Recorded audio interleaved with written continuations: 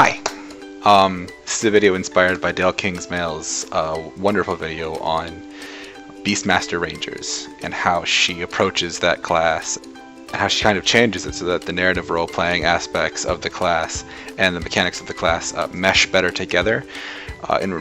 Inspired by that, I'm actually going to talk about my sorcerer mechanics and the way that sorcerers work in my world and how I set everything up so that sorcerers can do cooler things than they normally can do. So I want to talk about the base level sorcerer first, and then I will get into kind of the issues I have with it and why I think it is one of the probably the two classes that most need some additional homebrew help. That and Beastmaster Ranger being the other one.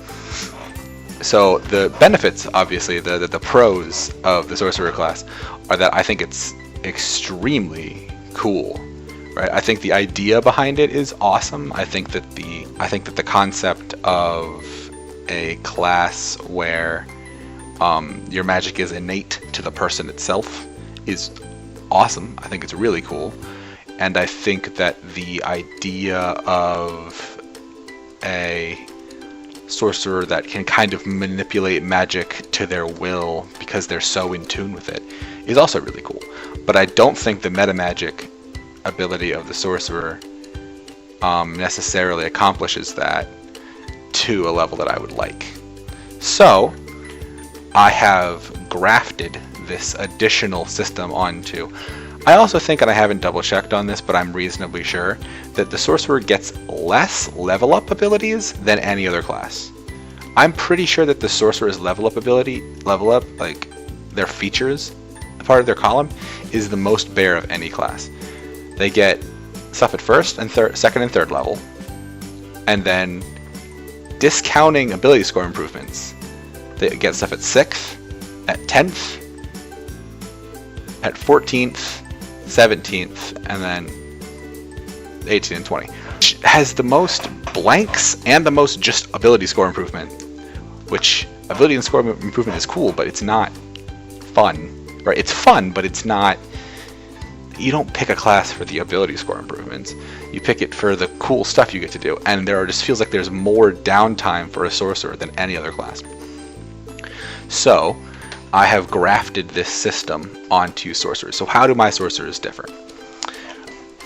Every race, every playable player character race in my setting is associated with an element, and that's a whole big backstory of things that I'm not going to get into in this, what I'm hoping is a short video.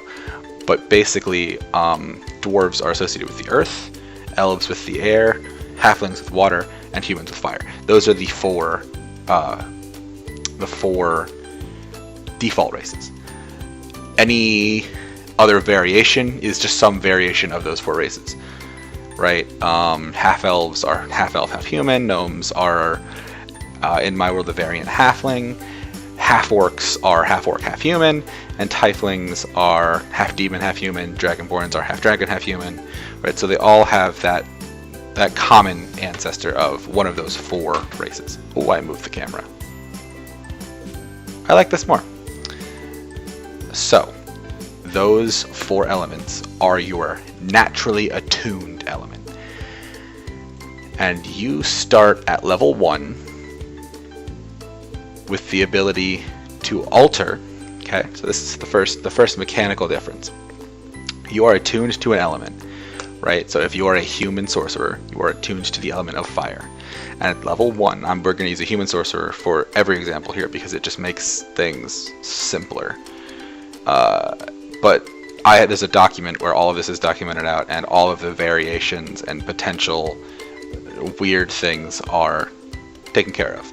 And if someone does something that I haven't prepared for, like someone says, I want to be a furbolg, then I'll figure something out. They'd probably be earth or water, depending on how I wanted to rule that.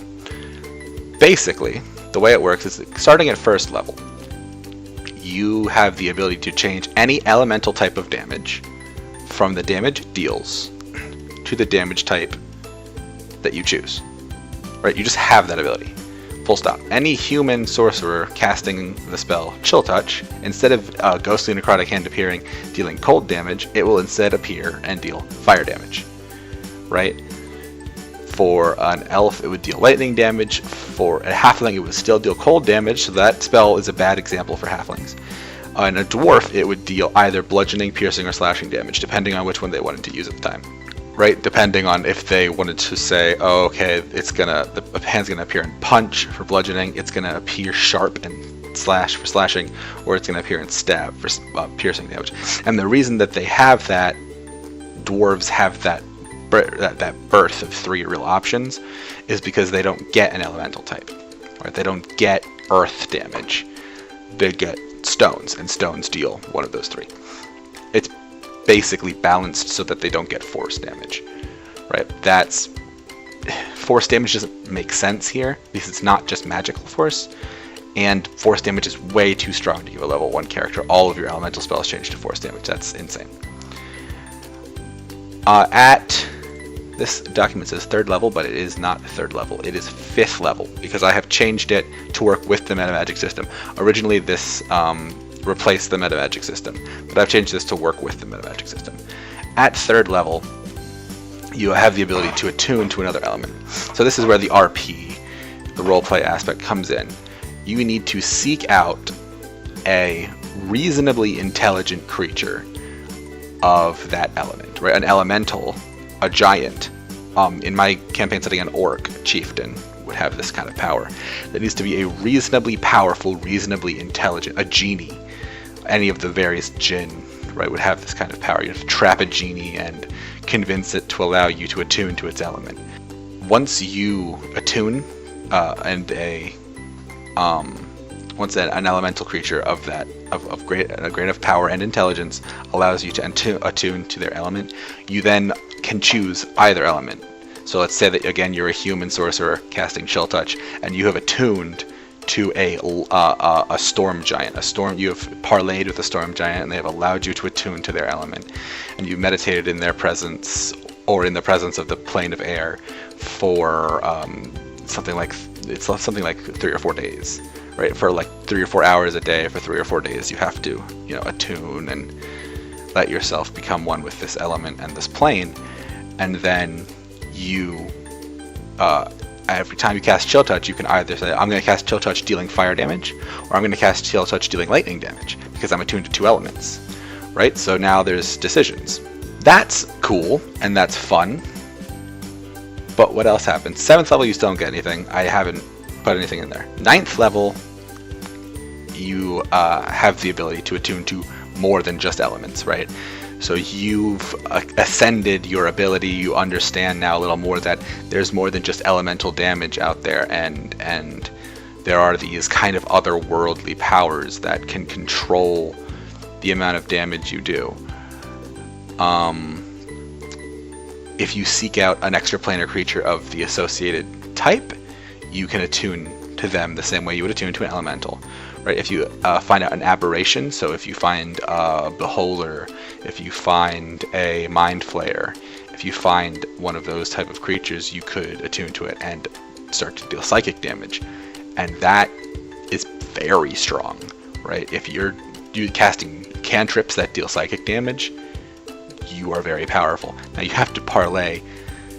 You have to parlay favor with a mind flayer, which is, I don't even know how they would do that, but if they can pull it off, an undead like a lich or a demon prince, or right, if they somehow manage to parlay with Asmodeus or Asmodeus, as some people say, and that was obviously an example. There's no way Asmodeus would ever allow this, but hypothetically, they would get to deal necrotic damage. I understand that necrotic damage doesn't really apply to demons. They tend to do more fire damage, but demons and devils and the dead and all of that kind of work together in my head, right? That's sort of like death and decay and that is just the way that my brain works, right? Like if you're attuning to Orcus, you're dealing necrotic damage, right? So all devils, all demons, all creatures of that subgenre, necrotic damage.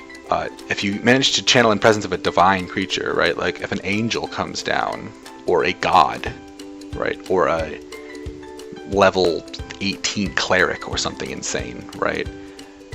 Radiant damage. You can cast it as radiant damage, and that's pretty powerful too. At 17th level, right? So now we've jumped, right?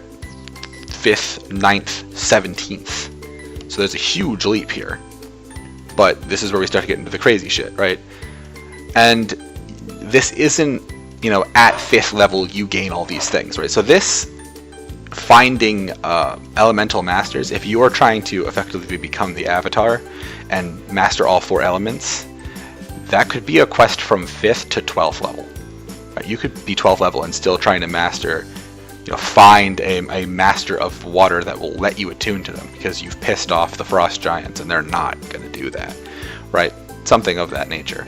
At 17th level, you gain the ability to alter the damage type of any spell you cast to one of the damage types you're attuned to. So up until the 17th level, you can only alter the damage of elemental spells, right? So Chill Touch, you can alter. Magic Missile, you cannot, because it's not deal elemental damage. But once you hit 17th level, you can alter the damage of anything. Anything that does damage, you change that type of damage to something you're attuned to. You have the ability to, right? So if you're dealing, you know, 10d6 force damage, and you're like, well, I'd really rather deal 10d6 psychic damage, and I'm attuned to the psychic element, bam, done. Fine. What's the capstone, right? 20th level, what do you get? 20th level, you gain the ability to spend a spell slot to change the damage type of any spell cast by you or your allies, or against you or your allies, to any type you're attuned to, as long as the spell is of equal or lower level in the spell slot expended. Okay, so if you, the idea, right, the capstone moment of this is that you are about to take a meteor swarm or some insanely high level spell, and you have acquired through items or magic or something immunity to poison damage, or to immunity to lightning damage, and you're attuned to lightning damage, you're immune to lightning damage, and you're going to get hit by a meteor swarm, and you go, okay, I'm going to expend my 9th level spell slot to change that meteor swarm to lightning damage, which we are all now immune to. So the meteor swarm comes through and does no damage to us. Really, mechanically, what did you do? You counterspell the spell, which is cool, but narratively, what did you do? It's way cooler, right? It's way cooler than just saying counterspell. It's this, like, we built up this situation and we've built up this immunity and we know what we're going to use it for. And yeah, you can have your sorcerer just standing there going, okay, we are immune to lightning, that's lightning, that's lightning, that's lightning, that's lightning. It's possible. It only works for damage types, right? So if someone tries to banish the sorcerer, it's not going to work. You can't change that to lightning damage because it's not dealing damage. So there are ways around it narratively, and it costs spell slots. So if you have a big bad that's a spellcaster and they have 3 8th level spell slots and your sorcerer has 2, they can't change the 3rd one, and now they don't get to cast any 9th or 8th level spells, right? So they're like, well, are my spells more important for me to use, or are they more important for me to save, to remove? It's the same thing the bard does with counterspell, right? Where they go, is it more important for me to be able to cast my 9th level spell or to counterspell at 9th level? So that is kind of the rundown of my sorcerer meta magic. If you have any questions, please say something in the description. I'll answer pretty much everything I can as thoroughly as I can. But that should be everything from me. I hope I kept this video short. It looks like it was about 17 minutes, but I might cut it down to maybe 12 if I'm lucky. Thanks for watching, and I'll see you guys next time.